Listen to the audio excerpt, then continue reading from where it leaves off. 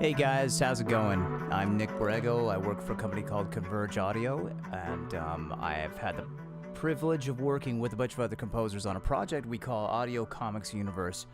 What we're doing with this is we're trying to create a series of professionally made music compositions that are themes written for superheroes and villains in like from DC to Marvel. I mean, whatever of these different superheroes that we choose is kind of where we're just inspired to go with.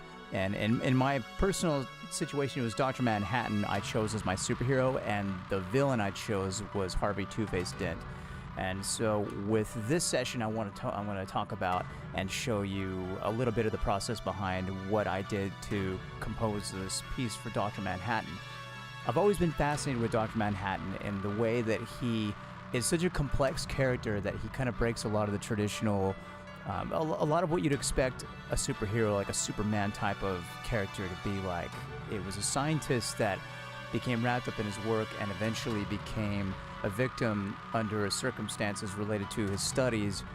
And what eventually happened is he gained this new ability to kind of see the world for more than what we ever could as humans. He was able to comprehend multiple dimensions of existence. As I believe the quote was that he now can see that we're all puppets, but he always knew it, but that he can now see the strings that we're being pulled by, or something like that.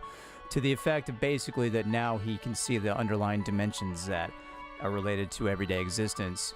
And you can see where he kind of loses his touch with humanity and kind of becomes more removed from having this subjective connection to humanity, and he has more of this kind of neutral, objective approach to everything. And so for better or worse, that's kind of what makes Dr. Manhattan what he is, and I always found that so fascinating and terrifying and just really cool about him. So that's why I chose Dr. Manhattan for the first superhero, if you want to call him that, character to write a piece for. And so I'll just kick things off to show you what I found in this. One of my favorite free cello libraries was one from the VST Buzz had sent my way, but had posted, called Pocket Blancas Cello, and it comes with two articulations, a spiccato and legato. So if you're in the market for just trying some cool new libraries out and maybe you don't have any cash at the moment, I think it's a really fun one to mess with. And I'll put an image on the video. You'll be seeing it right now. But I'm not allowed, or I haven't quite configured how to pull that window up and have it actually capture. So what I will do is I'll solo out this cello on the spiccato articulation, so you can kind of hear what I'm talking about with that sound.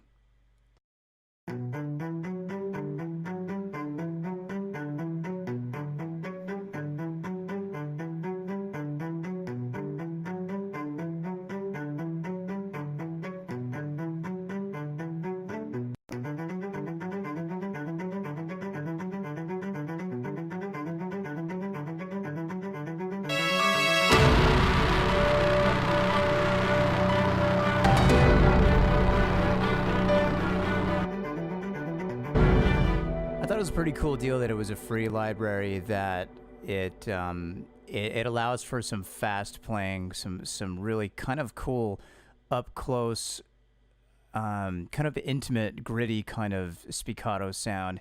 Really drives what I was trying to go for on that. I wanted to create a little bit of busyness and kind of represent the complexity of the science that Dr. Manhattan was delving in.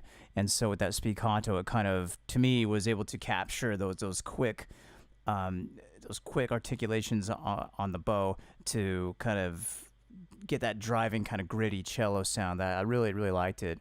And speaking of kind of gritty and driving, I've had a couple of people tell me they really like the distortion, and that's responsible to a combination of having the legato strings swell up going up to it, and then boom, it hits with this distorted piano, which I've created with a plugin from Soundtoys called Devil-Lock Audio Level Destroyer, and that's one that I picked up as part of this charity they were doing, where you could just pay as you wanted, and it would go to a specific charity, and I honestly can't remember what the cause was.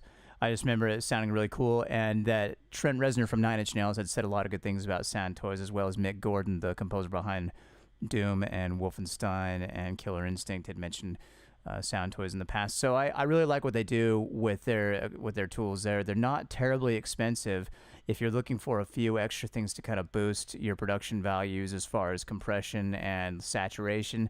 But in this case, I've used it for more of a distortion, so something to kind of take that piano sound and just make it into a really gritty, distorted sound. So I'll play that out solo with and then without the Devil Lock engaged.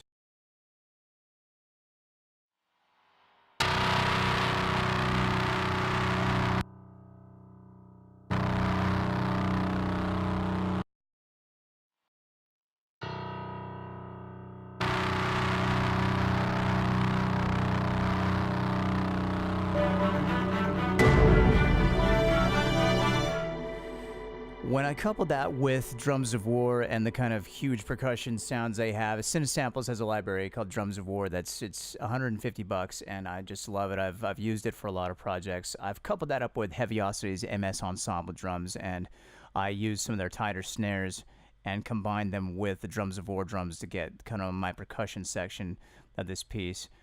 And one other library I wanted to point out was from a company called Fluffy Audio. They have this violin legato that costs you $30, and there's not a ton you can do with it as far as variation and articulation, but I really like that if you just need a violin legato to get the job done. They've done a really great job of recording it, and I really feel like it's easy to use once you kind of wrap your mind around the way that the MIDI keys will kind of play in the way that they're scripted. After you kind of get past that a little bit, it's a really cool library. I'll play it next.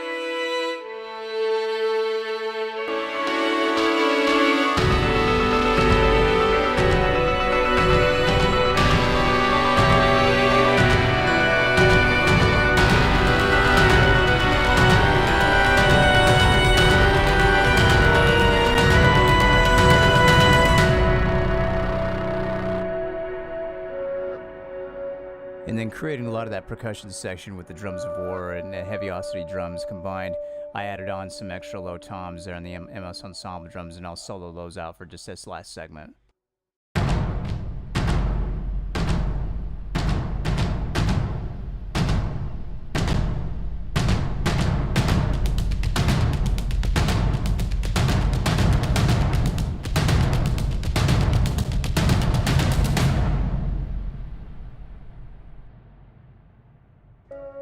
I have a few more presets to tweak in this video capturing software because it's clipping things out, and I think there's a little bit of kind of balancing issues going on there. But to basically illustrate how a lot of that piece came together and just kind of go into some of those libraries, did I just say libraries?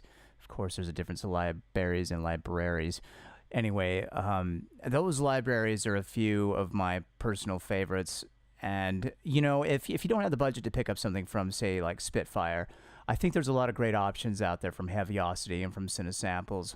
And if you're looking in for some strings to kind of get things going and move things along for the time being, I definitely recommend Fluffy Audio's Simple Violin. And I just recently bought a solo viola from them that sounds killer. So Fluffy Audio as well. So, okay, well, that will be that for this Dr. Manhattan piece. I think this will probably be it for checking into this, as we don't want to go on too long, but I just wanted to tell you thanks for checking out Audio Comics Universe, and by all means hit me up on Twitter if you have any questions.